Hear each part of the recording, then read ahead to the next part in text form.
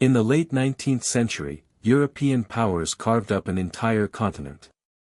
They drew borders, seized land, and imposed their rule on millions. Almost no African nation was spared. Almost. One woman looked the most powerful empire in Europe in the eye and said no. Not tomorrow. Not with conditions. Just, no. Her name was Taytu Betul. And she did not just refuse. She won. This is the story of Empress Taytu Betul of Ethiopia, warrior, diplomat, strategist, and one of the most formidable women in African history. A woman whose brilliance helped defeat a European army and kept her nation free when every other African country fell under colonial rule. Yet most of the world has never heard her name. Until now. Taytu Betul was born around 1851 into one of Ethiopia's most powerful noble families. Her lineage traced back to the ancient Solomonic dynasty, a royal bloodline that claimed descent from King Solomon and the Queen of Sheba. She was no ordinary noblewoman.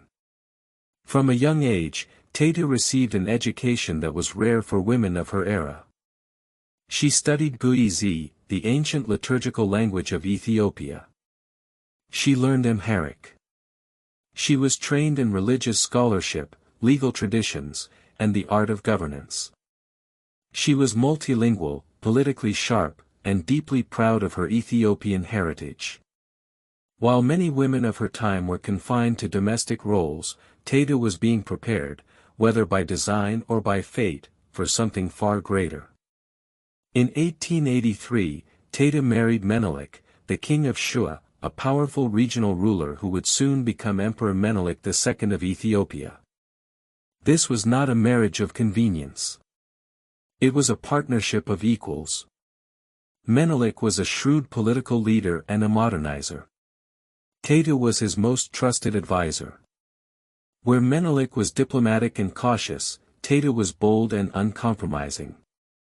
Together, they formed one of the most effective political partnerships in African history. Taytu did not simply stand beside the throne. She helped shape the decisions made from it. She attended councils. She challenged ministers. She influenced foreign policy. In a continent where European powers dealt exclusively with male rulers, Taytu's presence at the center of Ethiopian politics was extraordinary.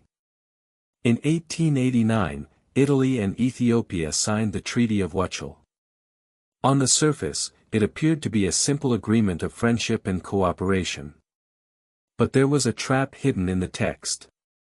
The treaty was written in two languages, Amharic and Italian. In the Amharic version, Ethiopia was a sovereign nation that could choose to use Italy's diplomatic services if it wished. In the Italian version, Ethiopia was an Italian protectorate, effectively a colony that could not conduct foreign affairs without Italy's permission. It was one of the most cynical deceptions in colonial history. And Empress Taytu saw through it immediately. While some of Menelik's advisors debated the nuances, Taytu's position was clear and absolute. She declared that Ethiopia had existed for thousands of years without European protection and did not need it now. She reportedly told the court, "I am a woman. I do not love war. But I would rather die than accept words that would make Ethiopia appear to have given up her independence." Her words were not just rhetoric. They were a line in the sand. When diplomatic efforts to resolve the treaty dispute failed, Italy began advancing into Ethiopian territory, establishing military outposts in the northern region of Eritrea and pushing southward. War was becoming inevitable. Within the Ethiopian court, opinions were divided. Some advisors urged caution. Others suggested negotiation. Taytu urged resistance. She argued that accepting Italy's interpretation of the treaty would be the beginning of the end, that once Ethiopia conceded sovereignty on paper, it would only be a matter of time before it was lost in reality. Her influence on Menelik during this critical period cannot be overstated. She helped mobilize the Ethiopian nobility, sending personal appeals to regional lords and rallying support for war. When Menelik finally denounced the Treaty of Wuchale in 1893 and declared that Ethiopia would fight, Taytu's fingerprints were all over that decision. On March 1, 1896, the two forces met at the Battle of Adwa in northern Ethiopia.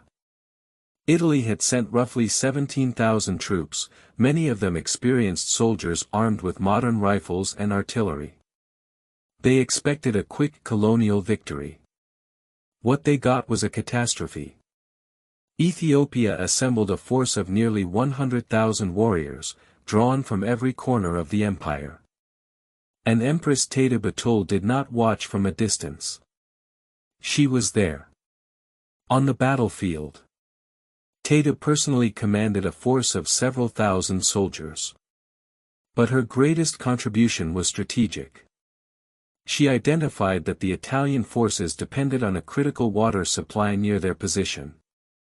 Under her orders, Ethiopian forces cut off their access to this water source, leaving the Italian troops dehydrated and weakened before the main assault even began. It was a masterstroke of military strategy.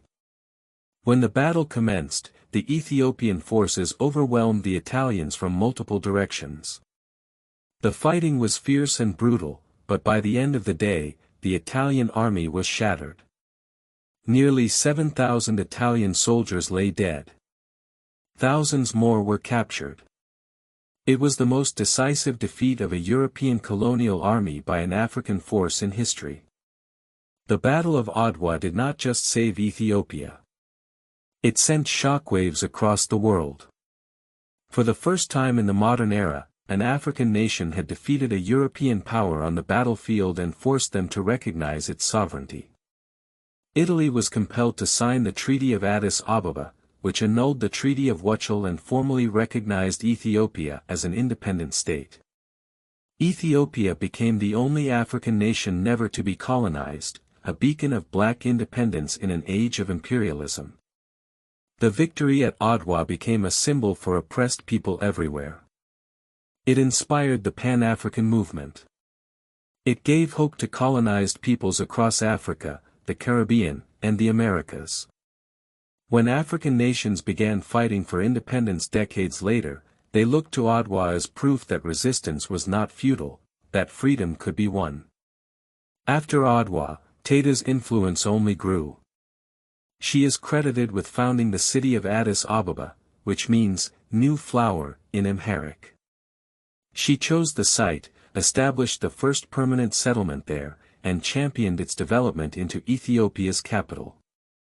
When Emperor Menelik's health began to decline in the early 1900s, Taytu effectively governed in his place, making critical decisions about the future of the empire.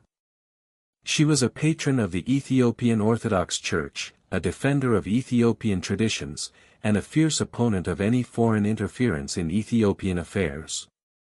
Taytu Betul passed away in 1918, but her legacy endures. She was a woman who defied every expectation placed upon her, by her era, by her gender, and by the colonial powers who underestimated her.